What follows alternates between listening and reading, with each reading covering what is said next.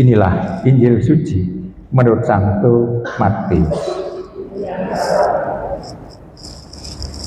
Dalam khotbah di bukit, berkatalah Yesus kepada murid-muridnya, "Jika hidup keagamaanmu tidak lebih benar daripada hidup keagamaan ahli-ahli Taurat dan orang-orang Farisi, kalian tidak akan masuk ke dalam kerajaan surga.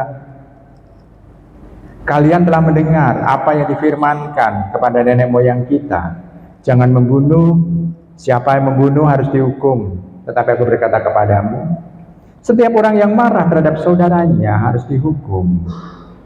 Barang siapa berkata kepada saudaranya kafir, harus dihadapkan ke mahkamah agama. Dan siapa yang berkata jahil, harus diserahkan ke dalam neraka yang menyala-nyala. Sebab itu, jika engkau mempersembahkan persembahan di atas mezbah, dan engkau teringat akan sesuatu yang ada di dalam hati saudaramu terhadap engkau, tinggalkanlah persembahan yang di depan mezbah itu, pergilah berdamai dahulu dengan saudaramu, lalu kembali untuk persembahkan persembahan itu. Segeralah berdamai dengan lawanmu selama engkau bersama-sama dengan dia di tengah jalan, supaya lawanmu jangan menyerahkan engkau ke dalam hakim, dan hakim itu menyerahkan engkau kepada pembantunya, dan engkau dilemparkannya ke dalam penjara. Aku berkata kepadamu, sesungguhnya engkau tidak akan keluar dari sana sebelum engkau membayar hutangmu sampai lunas." Demikianlah sabda Tuhan. Ibu, bapak, saudara, kasih dalam Tuhan. Dalam masa APP, mengapa bacaan ini itu ditampilkan untuk kita? Sebetulnya yang mau diungkapkan adalah dalam kehidupan beragama, dalam kehidupan beriman di hadapan Tuhan, itu yang jelas bukan soal keterampilan berdoa yang diminta oleh Tuhan, bukan juga keterampilan untuk kita memberi, berbagi kepada orang lain, bukan juga keterampilan kita bermati raga, namun yang jelas adalah ketulusan kita dan kesucian yang diungkapkan. Kita melatih memang untuk mengurangi makan, kita memang melatih untuk bisa berbagi, tapi ini adalah bagian dari rencana Tuhan yang lebih besar, yakni apa? Penyucian diri kita.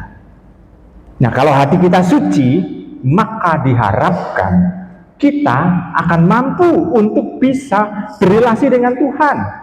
Bahkan dikatakan di sana, ahli Taurat, orang Farisi, gambaran orang beriman zaman Tuhan Yesus. Di sana diungkapkan bahwa hidup berimanmu harus lebih dibanding dengan mereka. Jangan seperti mereka, harus lebih dibanding dengan mereka. Kenapa? Mereka secara perwujudan, mereka bisa mengungkapkan dengan baik, dengan detail. Namun ternyata isi dari itu belum ada. Belum tentu doa persembahan yang diungkapkan oleh ahli Taurat dan orang Farisi itu sampai kepada Tuhan.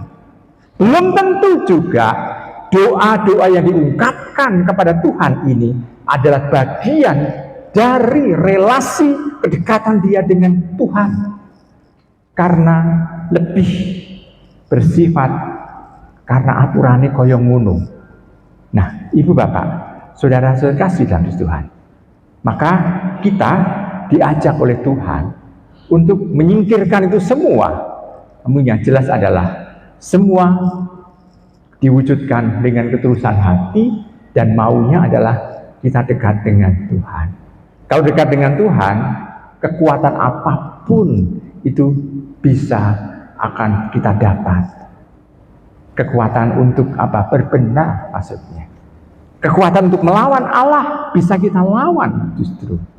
Karena Tuhan sendirilah yang ada di dalam diri kita. Maka ibu, bapak, saudara, kasih dalam Tuhan. Kenapa Tuhan bisa menyelesaikan jalan salib ini? Karena Tuhan bersama dengan Allah. Walaupun ada kecewa saat disalib mengatakan, ya Allahku, mengapa engkau meninggalkan daku? Namun sebetulnya dalam jalan salib itu dia mengalami Allah yang menguatkan. Buktinya apa? Jatuhnya 3 kali. Jatuh 3 kali itu ditandai dengan apa? Selalu jalan belok ke kiri itu selalu jatuh dia. Kalau belok kanan enggak. Walaupun jalan naik tapi belok kanan dia tidak jatuh. Tapi setiap kali belok kiri Tuhan jatuh. Walaupun itu jalan rata tapi belok kiri jatuh.